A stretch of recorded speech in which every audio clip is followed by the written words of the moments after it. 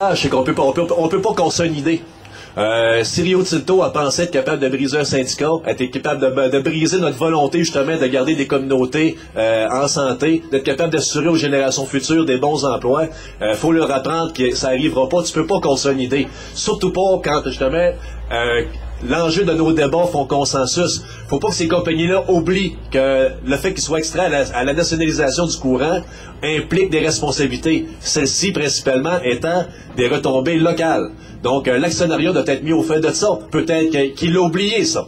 Donc, pour nous autres, le message à Rio Tinto, c'est justement, en fonction des grands avantages que tu as des responsabilités dans les communautés, puis ça passe par des emplois de qualité.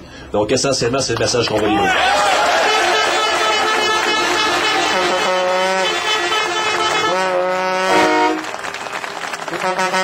J'aimerais savoir si vous avez communiqué avec le conciliateur ou avec la compagnie depuis la rupture des pourparlers.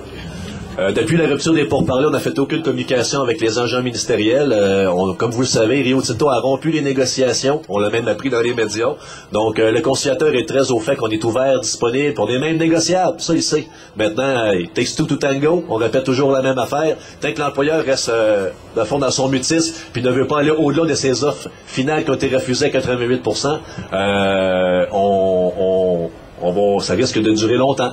Donc, c'est pour ça qu'il faut continuer à mettre la pression autant sur les gouvernements que sur la compagnie. Puis, on ne lâchera pas dans ce sens-là. Mais non, il n'y a aucun signe qu'à court, moyen ou même à long terme qu'il y a des rencontres qui vont avoir lieu. Donc, dans ce sens-là, je pense qu'on n'a rien à perdre à aller continuer justement de maintenir nos moyens de pression, même outre-mer.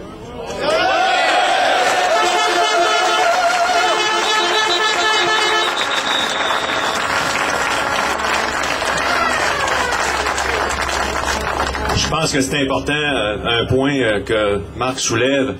Les négociations sont reliées beaucoup à un niveau d'emploi, à des emplois de qualité. On parle de plancher d'emploi. Ce qui me désole tout le temps, puis le message, je pense que c'est important de le penser, nous, comme actionnaires d'Hydro-Québec, tout l'État québécois, on a l'obligation de fournir pendant des décennies des contrats d'énergie propre, renouvelable, à des prix très concurrentiels pour des périodes de 40 et 50 ans. Quand on demande de maintenir des emplois de qualité dans des usines ultra performantes pour quelques années, on vient mettre la compétitivité de cette même entreprise-là en jeu ou en question.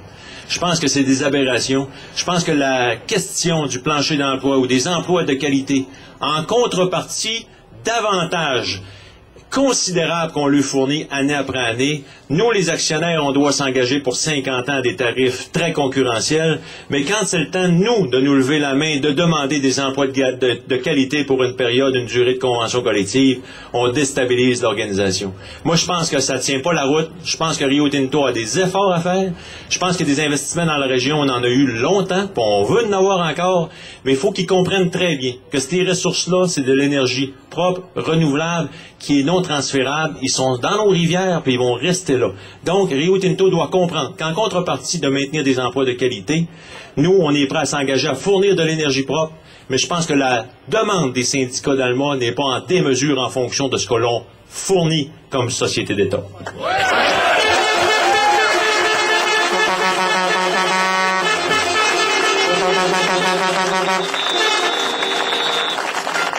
Monsieur Maltais, vous partez en voyage demain. On sait que vous allez en France, on sait que vous allez à Londres aussi au courant de la semaine. Est-ce que vous avez une idée un petit peu plus précise de l'horaire de ce voyage-là? J'ai une idée très précise. Mais encore là, dans la mesure où notre première vague nous a appris des choses, on était attendu dans toutes les installations, dans tous les pays où on est allé.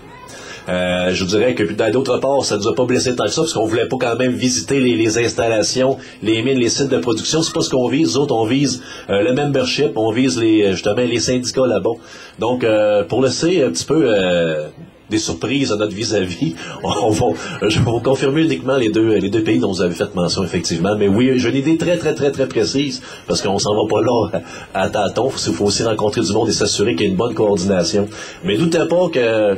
D'autre part, on l'a dit aussi, il y a des campagnes, même au niveau des Jeux olympiques. Vous savez, on a un syndicat qui est dans le Utah qui va fournir l'or pour les médailles olympiques. Quand on a dit que sur toutes les facettes de Rio Tinto, on va être là, puis on va démontrer une présence. On est sérieux quand on dit que cette compagnie-là n'aura pas le luxe de nous ignorer bien, bien longtemps. C'est une compagnie qui met beaucoup d'argent sur le capital de sympathie, va subventionner justement des bonnes œuvres, des œuvres caritatives, puis c'est une bonne chose. Mais ça, ils font pas ça pour rien, là. C'est pour l'acceptabilité sociale. Donc, en ce sens-là, leur image publique, elle leur est précieuse, puis on va y adresser une attention particulière.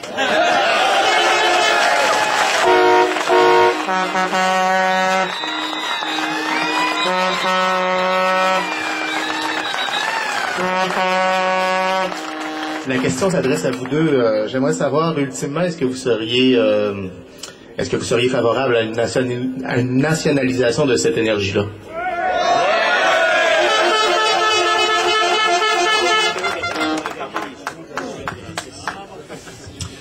Écoute, Marc, je pense qu'il va aller passer un message à Londres. C'est sûr, le débat de la nationalisation, c'est un débat qui a déjà eu lieu. Par contre, quand on voit à l'heure actuelle que tous les surplus à l'heure actuelle générés par la baisse de production de l'usine d'Alma est acheté de façon obligatoire par Hydro-Québec, à quel prix, j'aimerais ça le savoir, on peut fortement se questionner sur la pertinence ou à la limite les privilèges que cette compagnie-là obtient, jusqu'à quel point ils sont bien sensibles aux avantages qu'ils possèdent. Donc, quand j'entends l'obligation de la société d'État à laquelle, je vous rappelle, on est tous actionnaires, on est obligé d'acheter ces surplus-là, puis je vous rappelle encore une fois que l'usine a été fermée de façon volontaire, on peut commencer à remettre en question le genre de questions que vous posez, M. Saint-Hilaire.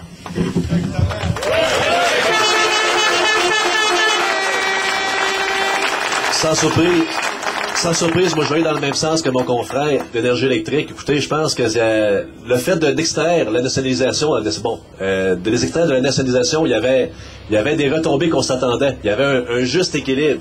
Maintenant, avec qu'est-ce qu'on constate aujourd'hui? Est-ce que cet équilibre-là est encore favorable pour nous autres? Je me questionne là-dessus.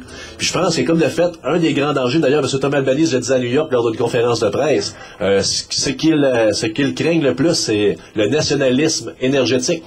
C'est exactement ce qu'ils veulent pas. Ils veulent le garder privé, eux autres, là. Ceci dit, je suis assez confortable avec ça, dans la mesure où nous avons des retombées positives pour nos communautés. C'était ça qui était le deal historique, dans le fond, qui était l'idée maîtresse du bail de Péribonca. Maintenant, il y a un déséquilibre qui semble évident aujourd'hui.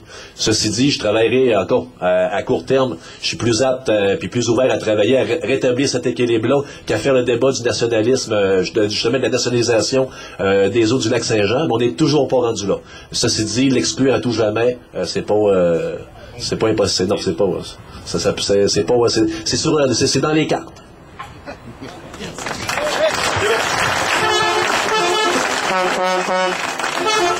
Ce matin, vous avez dit que la solution, là, plutôt les négociations, sont pas à veille de reprendre. Est-ce que vous pensez que la solution, c'est le gouvernement ou c'est Rio Tinto qui lance les mains? Ben, c'est les deux. Un va devenir le levier de l'autre. Effectivement, le gouvernement, faut d'abord le dire. En 2003, une des premières lois qui a été modifiée par le gouvernement, c'était justement faciliter l'introduction de la sous-traitance. Alors, on parle il y a 3 mandats, il y a 9 ans. Aujourd'hui, on peut pas exclure la responsabilité du gouvernement du Québec dans ce qui nous arrive aujourd'hui. Moi, je pense qu'ils ont une part active, ils ont une responsabilité à l'égard de ce qui nous arrive. Donc, dans ce sens-là, puis d'ailleurs, c'est l'invitation qu'on lance aussi aux autres partis politiques. C'est beau venir ici puis dire on vous appuie, mais la question que je pose, moi, c'est mais encore.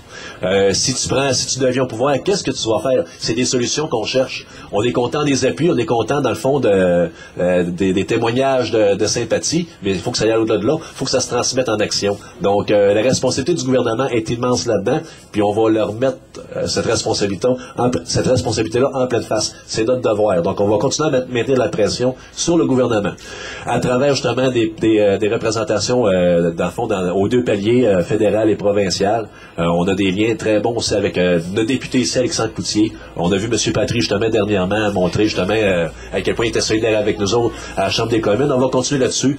Mais Rio Tinto, c'est avec lui qu'on négocie, nous autres. Donc, il faut continuer, justement, par tous les moyens qu'on va être capable, à travers, justement, la pression, l'image, que ce soit l'image publique, que ce soit la pression populaire.